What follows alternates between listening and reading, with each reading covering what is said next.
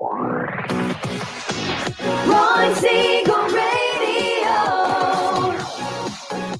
your home and mortgage connection. You're listening to Ron Siegel's Home and Finance Show with local and national expert Ron Siegel. Now, here's Ron.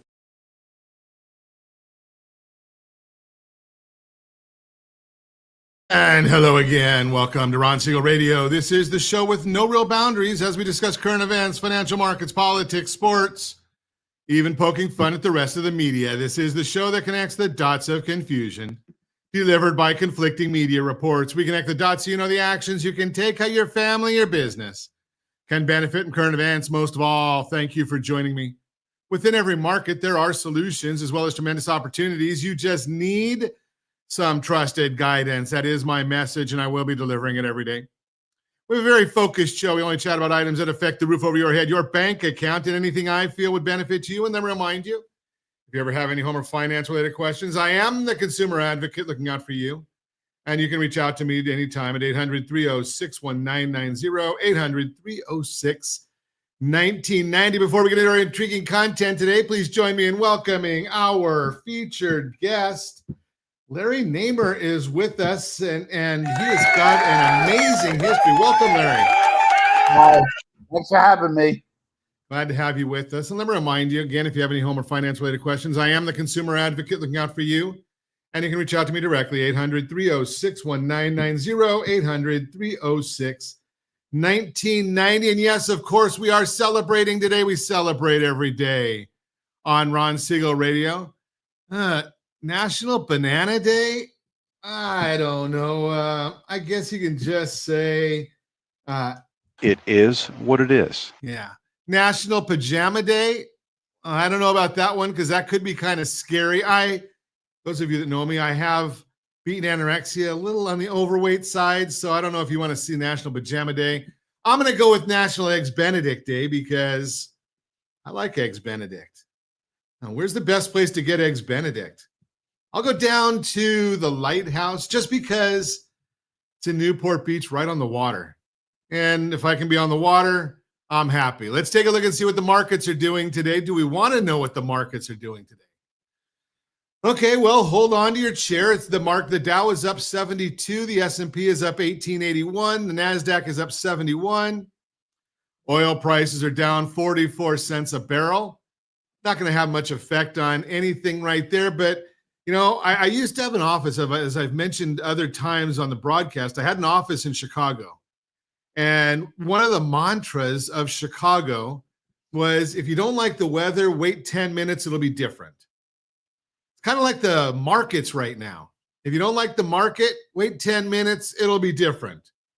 And a lot of it has to do with the chaos out of Washington, but that's another one that we have no control over at this point. So we just live with the way the markets are, and you kind of have to bounce with it. You have to act on what's in your family's best interest. And like I said, now I'm looking at the market. The Dow's up 104 as I speak, and the S&P's up 17, and the NASDAQ up 17. So again, you don't like it, wait a few minutes, it'll change again. And again, you just have to look at what's good for your family. When we talk about home finance, right now there's a lot of people that are buying houses. Not as many as there were. There's more inventory on the market. We're looking at affordability is difficult. But again, I'll share with you, as I do all the time, strategy beats rate always. So right now, I just was chatting with a financial advisor and client earlier this morning. Yes, I know it's early. I have no life. I get up and start pretty early in the day. And, we're talking about the idea of looking for the lowest interest rates. And everybody wants low interest rates. But is that the right strategy right now? I shared with this lady and the financial advisor, you know something? Look at low cost, not low interest rate. Because most everybody that we're talking to right now is of the belief that in 6 to 12 months, we will see lower interest rates than where they are today. If that's the case, why would you want to pay anything to get any interest rate right now? Again, strategy. So she could pay $4,000 to save $70 a month. Does that make any sense? That's about about a 4 or 5 year break even? No, don't do something like that. Understand it. You want to get that lower interest rate. We've talked to you before. You can change your interest rate, the effective rate, not the note rate. You can change the effective rate anytime you want if you know how to do it. And obviously, we show people how to do that all the time. But the bottom line here is do what's in the best interest of your family and think about the long term. If you're looking for a house, I hear people all the time say, well, I'm going to wait until rates go down. There's a recession coming. Well, most of the big bankers and the big economists are saying that's true. There is a recession coming. But what most people don't realize is that in a recession, most times real estate values go up. In fact, there's only been twice since 1980 that we've had a recession where real estate values did not go up. One of them, I'll argue, was in 2008. The recession did not cause real estate values to drop. It was real estate values dropping that caused the recession. So let's discount that one a little bit. The only other time that it's happened, real estate values dropped less than 1%. Why would that happen? What's the logic behind that? Well, the logic is interest rates drop during a recession. The Federal Reserve generally is going to reduce interest rates so that they can stimulate the market. Will that happen this time? We might know a little bit better at 10:30 this morning when Jerome Powell is speaking. But historically, they do reduce interest rates. The Federal Reserve does. Does that drive your rate down? Well, only if you have the Home Select loan, because that's been going down lately because we help people pay off their 30-year loan with that Home Select product. GetHomeselect.com. They can pay off the 30-year loan in about 8 to 10 years without changing their lifestyle at all. It's simply how the amortization is done. It's simply how the interest is paid. So the bottom line here is if you're wanting a house, buy now. You say, oh, Ron, the interest rates are so high, the payments are high. Well, they are. But it's a lot easier to trade in your loan for a lower rate than it is to trade in your house for a lower rate or a lower price. You can't control that. You have no authority over the house price.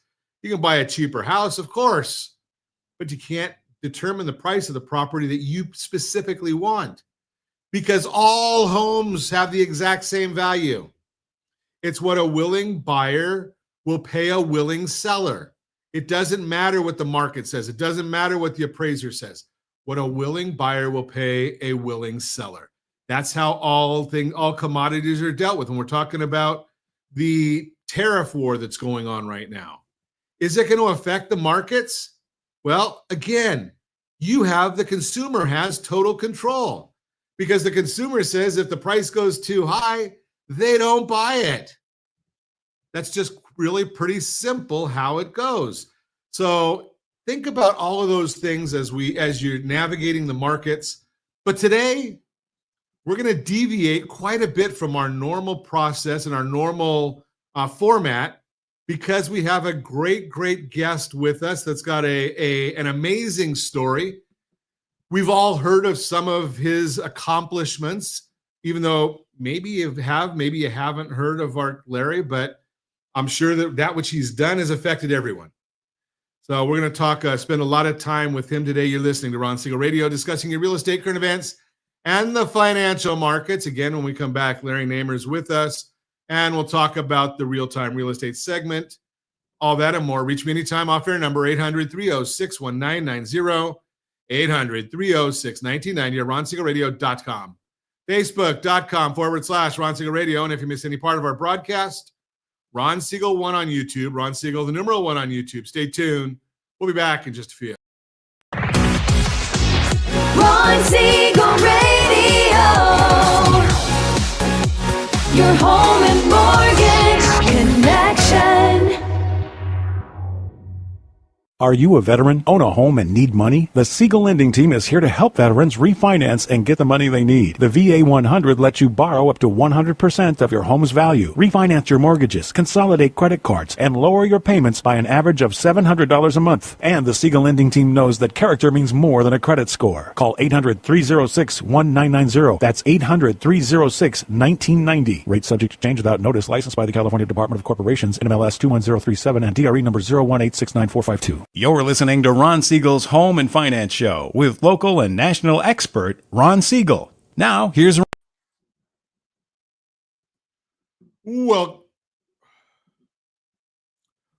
Welcome back to Ron Siegel Radio. Within every market, there are solutions as well as tremendous opportunities. You just need some trusted guidance. That is my message, and I will be delivering it every day on Ron Siegel Radio or anytime at 800-306-1990.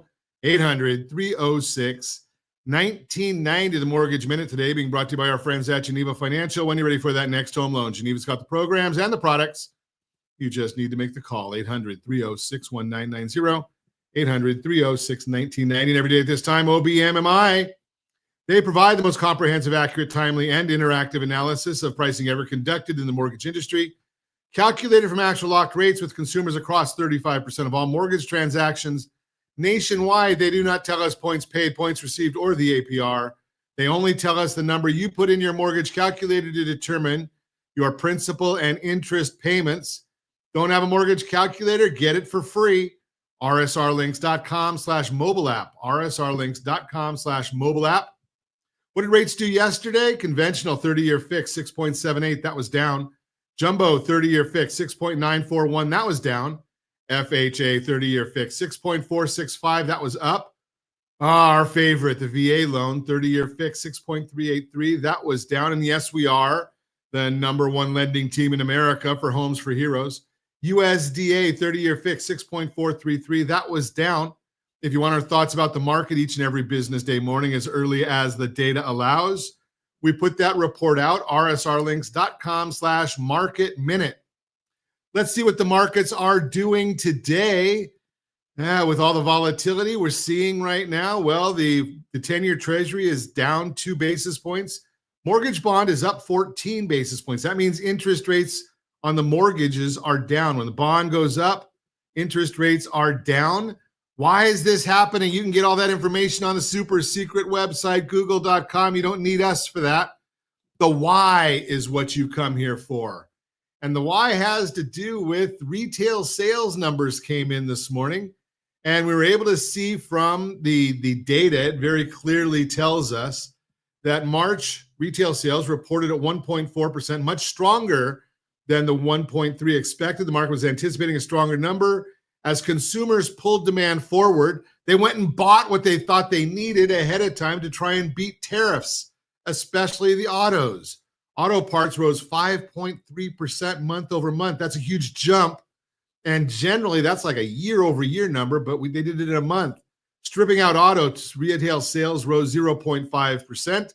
Still pretty good, but there were a lot more sales of imported goods than usual, again, because of front-running the tariffs. Core retail sales, which is most important, it gets plugged into things like GDP, rose 0.4%, which was weaker than the 0.6 expected.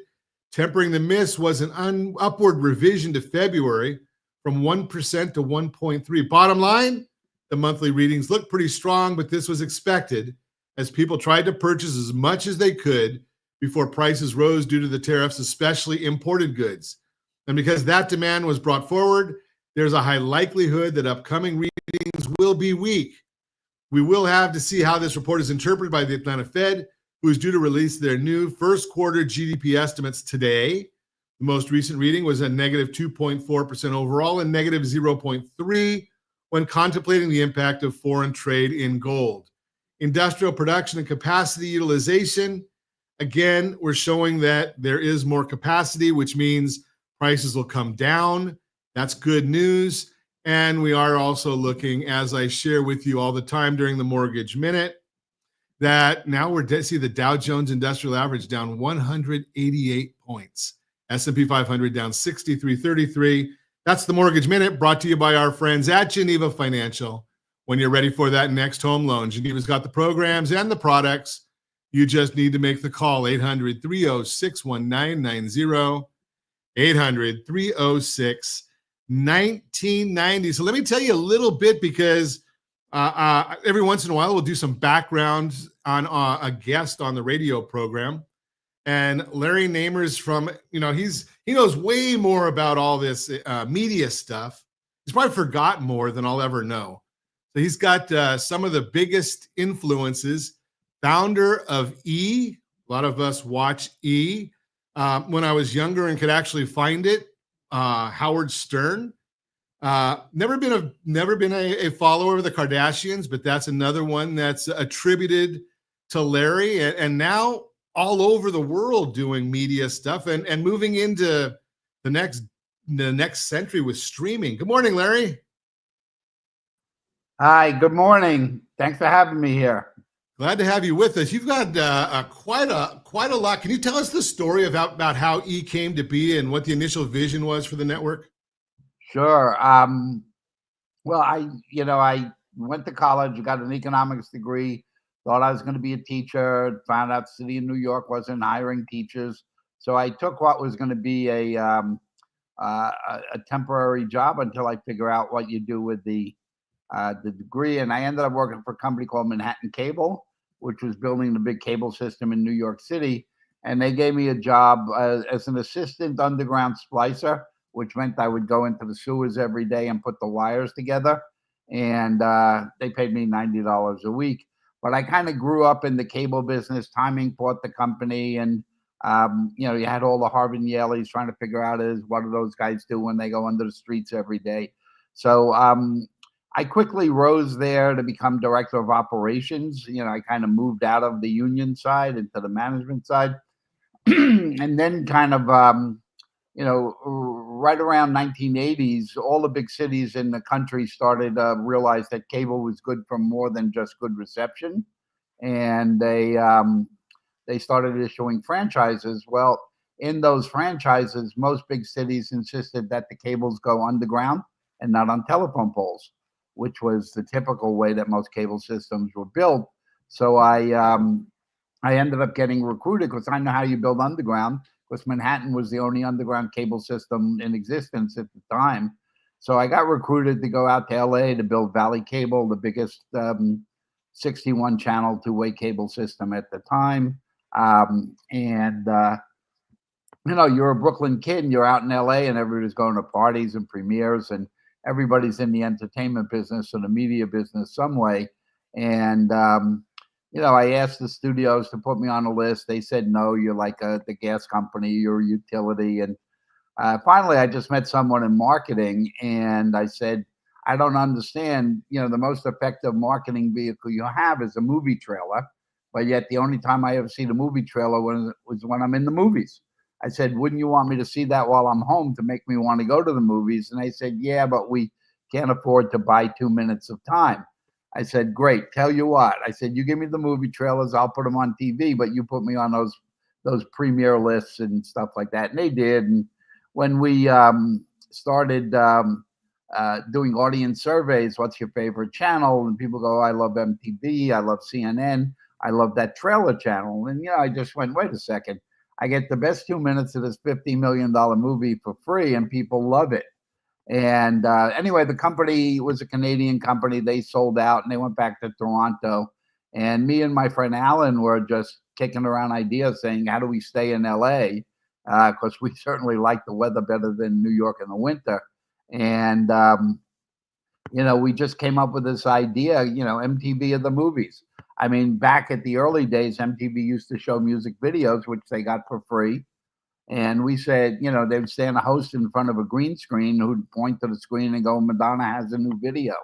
And we said, we could do that with a movie trailer and have a host in front of a green screen and go, and Schwarzenegger has a new movie. It's essentially the same arm movement. So, the model worked, getting a very, very high value content for free, standing a host in front of a green screen and doing something that people love. Now, everybody who read our business plan said, oh, it's a good idea, but you're not Time Warner, well, Time Inc. at the time, and you're not Fox, and you're not Disney. People don't start TV networks. It's never been done before, and you can't do it. And and at that time, TV networks are costing somewhere between $60 and $100 million to launch. And after 3.5 years of raising zero, we ended up by chance meeting a guy who actually worked for a bond house on Wall Street that was just developed an investment banking division. And we met the guy in charge, young guy, and he had movie posters on the wall. And when we went in and pitched him, he goes, "Oh, I used to be the entertainment reporter for my college newspaper." And we were like, yeah. And he goes, "I really love this. I want to do it." And we said, "Great. Can you give us more like the 100 than the 60 so we can do everything that we really want to do?" And he said, "No." He goes, "I'm only allowed to sign for 2.5." And we went like, "What do we do with 2.5? I mean, minimum is 60. And finally, we just said, Alan and I looked at each other and said, "You know what? We'll figure it out." So we took the $2.5 million from him. And I had a friend that was teaching radio, television, film at University of Texas in Austin. And I called him up and I said, "Brian, do you have a bunch of kids that need intern jobs for the summer?" I said, and he said, "Yeah, we had trouble placing this year." I said, "Great, just send me all you got." And so he sent us 31 kids from Texas. And people don't realize, because he is, it's now in 142 countries, and the valuation is up around $7 billion. And but he started with 11 employees and 31 interns and $2.5 million. Holy cow! That's it's fascinating when I listen to people's stories, because it all seems to go to a combination of desire and thinking outside the box. Right. I mean, everybody tells you can't do it, and you found a way to take, where you thought it was 60 million, getting 2.5, and finding people that just wanted to work and get traded. But I guess you really are the epitome of going from the sewers to the penthouse. But we're going to continue our conversation with Larry Namer when we come back. You're listening to Ron Siegel Radio, discussing your real estate, current events, and the financial markets. Reach me anytime. Off-air number, 800-306-1990, 800-306-1990, ronsiegelradio.com, facebook.com/Ron Siegel Radio. And if you miss any part of our broadcast, Ron Siegel 1 on YouTube, Ron Siegel, the numeral 1 on YouTube. Stay tuned. We'll be back in just a few. Ron Siegel Radio, your home and mortgage connection. Confused about the home buying process? Or curious how much you really know about buying a home? Take the First Home IQ quiz to test your understanding of buying a home. Created by the nonprofit First Home IQ, this 5-minute quiz will give you a score, what you missed, and why. Take the quiz in 5 minutes at rsrlinks.com/FHIQ and find out what you need to know about buying your first home. That's rsrlinks.com/FHIQ. You're listening to Ron Siegel's Home and Finance Show with local and national expert Ron Siegel. Now, here's... Welcome back to Ron Siegel Radio. Within every market, there are solutions as well as tremendous opportunities. You just need some trusted guidance. That is my message, and I will be delivering it every day on Ron Siegel Radio or anytime at 800-306-1990, 800-306-1990. The real-time real estate segment today being brought to you by rsrmoney.com, rsrmoney.com. It fascinates me how many people will watch the markets on a regular basis, and they worry about their 401k when they know that it's going to be 50 or 60 years, 30 years, 20 years, whatever your timing is, until you're using that money. Yet you don't pay any attention to your largest asset and potentially your largest liability being your real estate. What is that valuation? If you want a monthly report on the valuation of your real estate, just go to rsrlinks.com/homewealth, rsrlinks.com/homewealth, and they'll give you a free valuation of your real estate on a monthly basis and let you know where the market is on that. Again, rsrlinks.com/home wealth. Continuing our conversation this morning, Larry Namer is with us. He is our guest. He is the founder of and taking a vision to fruition. Again, and when you think about it, I mean, really, when Larry you just mentioned going from a startup, an idea, and collecting some trailers to a $7 billion company. That's a pretty amazing feat. There's got to be some hurdles. I mean, once you got things going with the interns and raising less than 5% of what you needed, what are some of the hurdles that you had to overcome? Well, everybody was just, telling us why we can't do it. You're not Disney, you're not Time Warner, you're not Rupert Murdoch, you're not Ted Turner. Everybody's like, people don't start TV networks. Big media companies start TV networks and stuff. So there's a lot of skepticism there. We had to convince cable operators to carry us. We're going pre-internet. So, things have changed when the internet came around. We had to rent satellites and stuff. So just getting credit, where we could get like the satellite company to believe that we're going to be able to pay our bills and, and then getting celebrities to buy into it. And one of the things we did, which really helped us, which is really odd because Hollywood has always been thought of as the center of the film business and stuff like that. But yet there was never a TV network that was headquartered in Hollywood until we came around.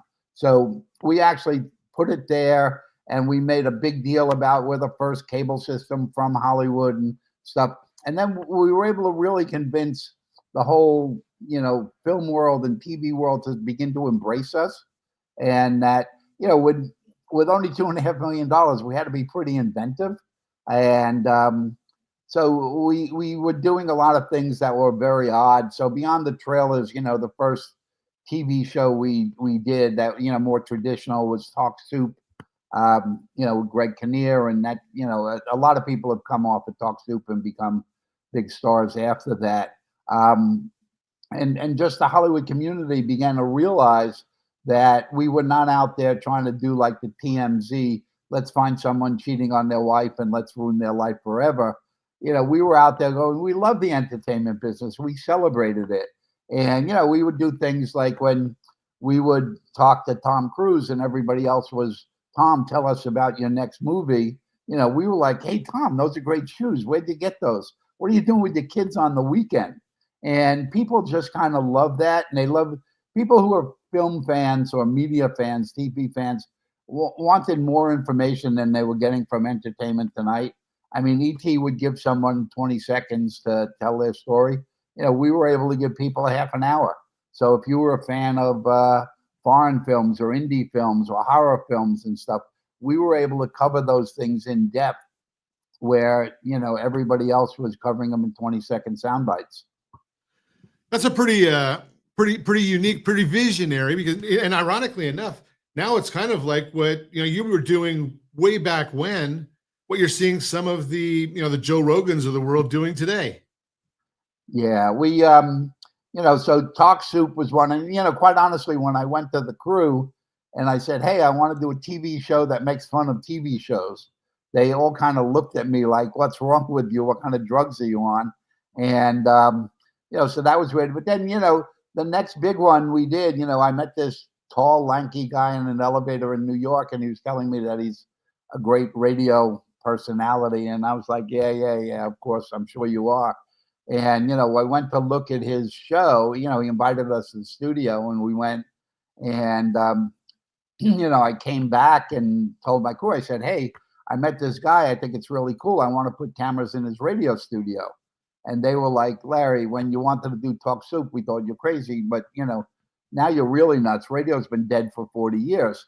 And I said, no, you don't understand. This is not just a radio show. There used to be a TV show that was popular in the U.S. called WKRP in Cincinnati. Sure. I said, this is the real life version of KRP in Cincinnati. This is, so that really was the precursor for all the podcasting and stuff like that, we were doing it 30 years ago. It's amazing, and that sounds like it must have been. Was it for Howard Stern? Is that who that tall, lanky kid was? That tall, lanky guy was Howard Stern. Yeah, Howard went on to do pretty well, I guess. Yeah, I think most people would pretty much say that. Although I don't think they allow his show on some of the broadcast networks that might have a little problem. But I mean, he's been spectacular, and something that's interesting, because you said about talking about where you get your shoes and things like that. Is that how you came up with the concept, or is that where the foundation for Kardashians came to? Well, yeah, I mean, Alan and I just always had this very different attitude about Hollywood. I mean, a lot of people take it really seriously. We were like, Hollywood is funny stuff. Don't try and make believe it's rocket science. So we really looked at it very different. I mean, one of the things that really early on turned things around, when the network was brand new, we applied for press credentials to go to the Oscars, and we were turned down. And, we got this very nasty answer, going, oh, you're some dumb little cable network. No, we're not giving you any press credentials. And literally, we climbed over the fence and we snuck into the Oscars, and we were on the red carpet. And we got caught after about a half an hour. But, we would be talking to people and asking about, what are you wearing? And, all that stuff, which then led to Joan Rivers doing Fashion Police. And, now it's very common, the red carpet stuff. But we started that whole thing to get into more of the personalities or the personal life of celebrities, as opposed to just like what their next project was. And, after we did that, people started like writing in and stuff and saying, oh, wow, that was so good. We felt like we were watching something we weren't supposed to. Little did they know we climbed over the fence and snuck in. Literally, they weren't supposed to be watching you. It's kind of funny that you mentioned that, because there's so many people that put the celebrities up on these massive pedestals. And I bet the content that you got, the real stuff, the real people, is probably better than anything anybody could ever script. Am I right there, or am I off base? No, you're 100% right. And I think, we prove, I mean, look at the way E grew. And the other thing that was really different about E was we started out with the entire world worshiping celebrities and celebrity culture and movies and stuff like that. So we were the first year, we were the fastest growing cable network in the world. I mean, we went from the US to 14 different countries in our very first year, which was unthinkable. I mean, now 142 countries. I mean, the growth was remarkable. And, somebody gave me this statistic, which I believe is probably true, that, on now everybody talks about influencers on the internet and stuff. But if you look on any given day and you take the top 100 influencers on the internet of pop culture, on that day, they don't reach as many people as E reaches on that same day. So E is arguably the greatest influence of pop culture in the world still. Wow. So let's move forward from there. So after E, you ventured into Russian media market. What motivated that move, and what are the unique experiences dealing there? Yeah, a lawyer friend of mine had some clients that were in merchant banking, and they were approached by some folks in Russia to come over there and start a business that was kind of media related. So the lawyer said, hey, Larry, would you go over there and tell me if you think there's a real deal or not? And I just said, wow, Russia, cool, I'll do that.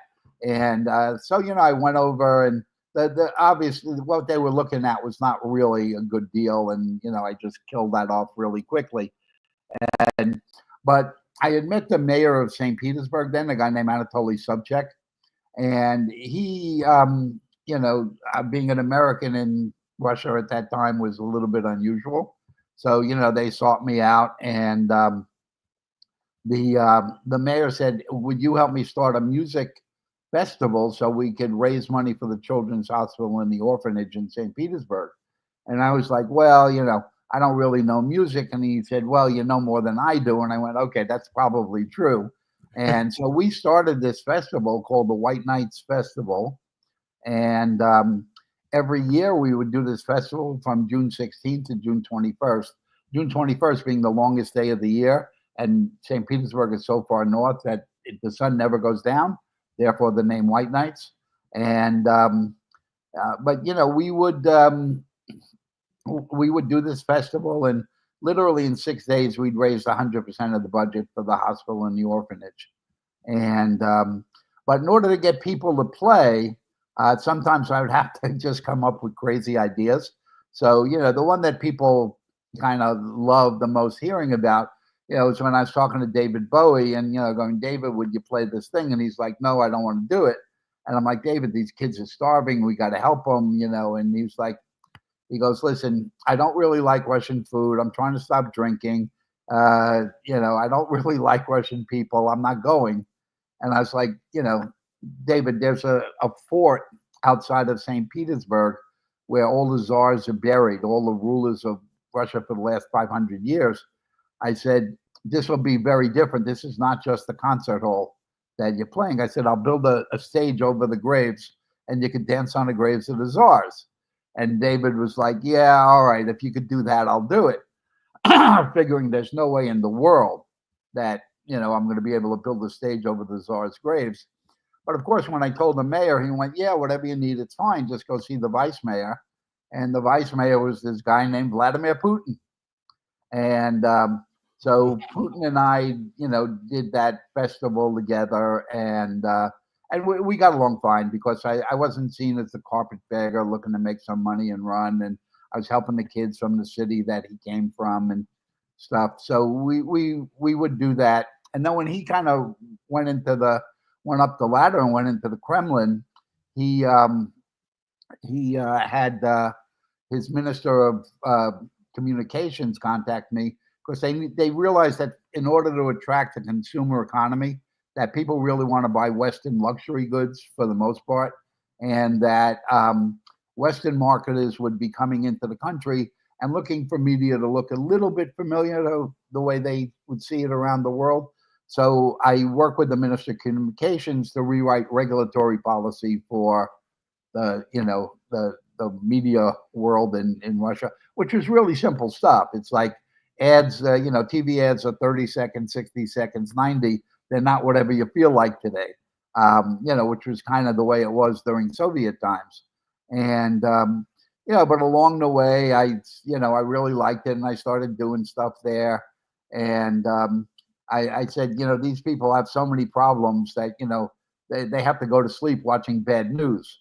I said, let me bring something that'll at least, take their mind off the bad news. So I started bringing in soap operas there. And we actually had the #1 TV show in Russia 5 days a week for 11 years, soap opera called Santa Barbara. And my Russian times were good. It was a really interesting time to be there when it transitioned from Soviet Union to becoming more modern to then going back to what it was today. So fascinating. We're going to continue our journey with Larry Namer when we come back. You're listening to Ron Siegel Radio, discussing your real estate, current events, and the financial markets. Reach me anytime. Off-air number 800-306-1990, 800-306-1990. We'll be back in just a few. Ron Siegel Radio, your home and mortgage connection. Do you know a homeowner experiencing divorce? Do you know a real estate reference and the divorce decree could cost tens of thousands of dollars? A certified divorce mortgage planning and real estate report could save you thousands of dollars, and it's free from your local certified divorce lending professional. Reach out to Ron today. RonIsMyLender.com. Again, RonIsMyLender.com. Licensed under NMLS 217037, Equal Housing Lender. You're listening to Ron Siegel's Home and Finance Show with local and national expert Ron Siegel. Now, here's Ron. Welcome back to Ron Siegel Radio. Within every market, there are solutions as well as tremendous opportunities. You just need some trusted guidance. That is my message, and I will be delivering it every day on Ron Siegel Radio or anytime at 800-306-1990, 800-306-1990. We are chatting this morning with Larry Namer. Got a fascinating career, starting out in the sewers of New York, doing cable, all the way to basically, it sounds like pretty much putting together Russian TV with the #1 show for 11 years, 5 days a week. Pretty amazing right there. So Larry, you've gone all things in media, from cable TV, internet, now streaming. What are some of the most significant shifts you've witnessed, and how have you adapted to all of them so much? Well, some of it was just kind of my whimsical attitude, which is like, this is not, I'm not curing cancer. I'm not doing anything spectacular in that. My mission is to make people smile and let them go to bed happy. So we took a very lighthearted look at everything we do. But the whole area of media, when I started, and I worked for Time Incorporated at the beginning, so my degree was in economics, so I got to write a lot of business plans and do financials and do that stuff. But if I would write a business plan for something, I would weight the financials 95% US and then 5% other. I mean, the rest of the world was all lumped together and it was called other. But if you really go back to the beginning of visual communications or visual content, everybody had to come to Hollywood to make films or TV shows, because you needed these big sound stages and expensive cameras. I mean, when I got into business, a camera in a studio would cost $250,000, and it wasn't as good as the camera on my iPhone is today. So, I just said that as technology brings the cost down of creating content, that we're going to begin to see the need to be in Hollywood is going to diminish, and that other countries and other locations will begin to create their own content. And we've kind of followed that pattern, because technology keeps making it cheaper and cheaper and cheaper to make content. I mean, and so I really took a worldview there and saying, Hollywood really is becoming a more, not a geographic location, but more of a mindset, more of a level of quality, more a level of creativity. But it's not the place you have to go. I mean, I could take my iPhone and go to Africa this afternoon and make a movie on my iPhone. So, that really separated us out from a lot of people. I mean, when I first started with Russia, people told me I'm out of my mind. And then I went into China, and, when I would, even folks that I knew, when I would say, hey, I'm doing I had my first show in China was like a Hollywood news show, but in Mandarin. Everything I did was in Mandarin in China.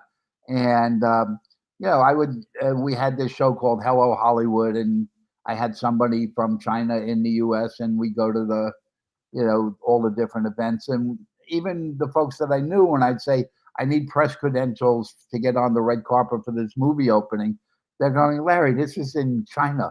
Who cares about China? We don't care about China. And they would deny us credentials.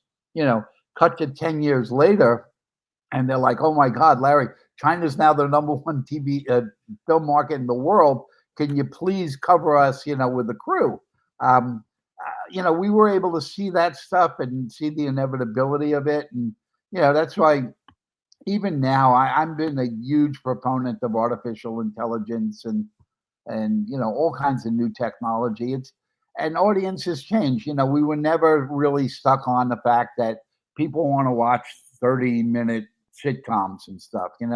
They want to watch sometimes 30 minutes, sometimes they want to watch a 2-minute TikTok. So we really look at ourselves not so much as TV people or film people, but we're storytellers, and we tell stories in different ways in different time frames on different devices. And that's kind of what separated us out from everybody else, I guess. Sounds like a amazing visionary when you talk about some of the things you've done and some of the ideas you've had so far before their time. And now I see in your bio that you're a consultant from Microsoft on their interactive TV strategy. What are you seeing there? What are you seeing that you've seen before that now is what we call commonplace that you started telling them about before this? Oh yeah, I mean we did. I was a primary consultant to Microsoft for media strategy, visual media strategy, and we did that for a long time. So for me it was really interesting because people look at Hollywood people. So I'm consider myself a creative. So, but I'm a creative that had a degree in economics, which makes me a little bit different because I know how to read a balance sheet and I know how to evaluate business deals. And then the Microsoft thing, I just learned about technology in a way that probably no other Hollywood person has ever had the chance to. So, I kind of come armed with like those three different disciplines: creativity, economic understanding, and then technological understanding. And that's kind of helped us with the vision. When in Microsoft, there'd be something that don't exist, and I'd be talking to the folks and go, "Gee, wouldn't it be wonderful if we could only whatever?" And they would go, "When do you want it?" And I'm like, "What do you mean, when do I want it?" They go, "We'll just put 100 people on it. We'll invent it for you." And they literally did it. And it really has become the precursor for interactivity. And you see a lot of immersive entertainment and all that kind of stuff. And, we were doing that, way back, in the 90s, actually. It was a little clunky because it was before the digital age really hit. So a lot of stuff was done in the analog world, which was, made it a little more difficult. But literally, I watch all the stuff going on now, and people go, "Oh, we just invented this," and I'm like looking at it, going, "Well, I did that 20 years ago. It's cool." Fascinating, interesting. So you mentioned we looked on your website, and it says you've got a unscripted project like Uncanceled and Conscious Parenting. Can you tell us about the inspiration and goals for those shows? Sure. I was doing all this stuff in China, and we still have a pretty big company in China. Hopefully we survived the tariffs and all that stuff. But when COVID hit, I have an apartment in Beijing, and we have 31 people working in the Beijing office and stuff like that. So, but when COVID hit, the quarantine was very restrictive in China. They wanted you to quarantine for 3 weeks, and you had to be in a Chinese hotel. And I'd be talking to the guys and going, "Guys, listen, I'll stay in the apartment. I won't go out, I promise." And they were like, "No. The rules are you got to stay in a hotel." And I go, I'm not going to China and spending 3 weeks sitting in a Chinese hotel eating God knows what for lunch that they feed me under the door. So I just decided that, if I'm going to be confined to the U.S., I got to start up activities here again. So I just decided that all the stuff that I would do would need to have a social impact component to it. And so we did a TV series, Financial Wellness for Millennials, because kids don't learn any life skills in school anymore. And then another one called Conscious Parenting, because parenting has become way more complicated than it was when, my mom had me. She took me home from the hospital, and my grandmother lived upstairs and my aunt lived next door. So my mom had the proverbial village to help her with the child. These days, kids barely know their grandparents. They move away, they go to college at early ages, and, they don't have that extended family support system. And, they have a kid with modern medicine. You have the baby in the morning and they hand it to you in the afternoon and they go, "Here you go." And you're like, "What do I do with this thing?" And, then you couple it with school shootings and bullying and social media. So we found this woman who's doing all these TED Talks on parenting in today's modern age. So we developed a TV series around her. And then we started developing Uncanceled, all about cancel culture, but without making a decision on it, but giving people the platform to either tell their truth or to apologize. I mean, there are a lot of things that go on that, when I got involved in the media business years ago, that were perfectly normal. But if you put them in the context of today's society, they might put me in jail or something. But, the one that really did it for me was, Yeah, I learned about the music business from reading Rolling Stone magazine. Jan Wenner, and a few years ago, Jan said something that was insensitive. I forget whether it was against women or racially insensitive, but so he had a big public company, LJN Media, and the board decided that he had to go. Which I agreed. I said, you just alienated 50% of your potential buyers by saying something stupid. You shouldn't be running a public company. I mean, how dumb are you to say that, even if you believe what you said, you shouldn't have said it publicly. So I agreed with the dismissal of him. But what really got me was they then took him out of the Rock and Roll Hall of Fame. And I said, wait a second, something is wrong. So I don't have to agree with him. I never have to buy anything from him, read anything from him again. But how do you remove him from the history of music? It just made no sense to me. So we created a show called Uncanceled. I've got another show coming up. It'll be in August, which is we're not allowed to say which network it's on because the lawyers are still doing the paperwork. But if you haven't noticed, there are no women in late night television in America. It's all guys. It's all 11:30, and it's the same show. It's a guy sits behind a desk, and and you got a couch with two people on it, and they go, so Scarlett Johansson, tell us about your next project. It's all promotional. Well, we found this gal out of the UK, who Natasha Graziano, and 8 years ago, she was a homeless single mom on the streets of London. You cut to today, she's living in Bel Air. Life coaching will.i.am and Steve Aoki, 20 million social media followers.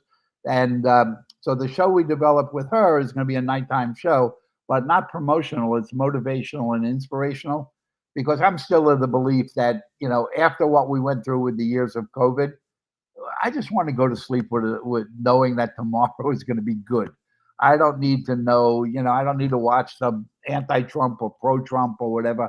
I just want to know that there's hope for us as a human race. So we're doing that show with her, and and then I kind of moved into the podcast world because a lot of my ideas people consider a little bit nutty, and I have to deal with gatekeepers. I mean, I would go and pitch a TV network or streamer with an idea that's new and fresh, and the first thing out of their mouth was, well, what's it like? And I'm like, it's not like anything. It's a new idea. So very, very frustrating. But I found that in the podcast world, I can really, what I call super serve, niche audiences that, really people who know what the subject matter is about, and they can smell out BS, and they're looking for authenticity, that I could be in the podcast world and really do that without someone asking me what's it like. So doing a few podcasts now. I mean, not that I'm on them, but I'm creating them. And I've got two up now. Sounds exciting. I think I could probably sit here for another hour talking to you, but I know you've got other commitments, and our network isn't going to allow me. But I can't wait to see that late night show, because I know I think half of America has been trying to find the next Johnny Carson, because I agree, we're not looking for the anti-Trump or the pro-Trump shows, and we just want to go to bed with a smile on our face, and like you said, come back tomorrow knowing that it's going to be there again, and we're going to have another good show. I really appreciate you coming on, Larry. I appreciate your time, and got a fascinating story. I know you've got a book coming out and your memoirs, and like I say, we could go a whole nother hour with all the questions I have for you. But I thank you for your time this morning, and looking forward to what you've got coming out next. Appreciate you. Great. Thanks for having me here. Thank you. And as always, we ask, set that first radio preset button to come back here and join Ron Siegel Radio, where we only speak about items affecting your house and your bank account. Thanks to all of our sponsors. A big thanks to Josh and Sean who are engineering us today. And of course, a special thanks to you for spending a little bit of your day with us. That's all for Ron Siegel Radio. Again, if you have any questions or to meet any of our guests, call me anytime, 800-306-1990, 800-306-1990, or ronsiegelradio.com. And remember, make a lot of money so you can help a lot of people and have a lot of fun. Have a great day. We'll talk to you next time on Ron Siegel Radio.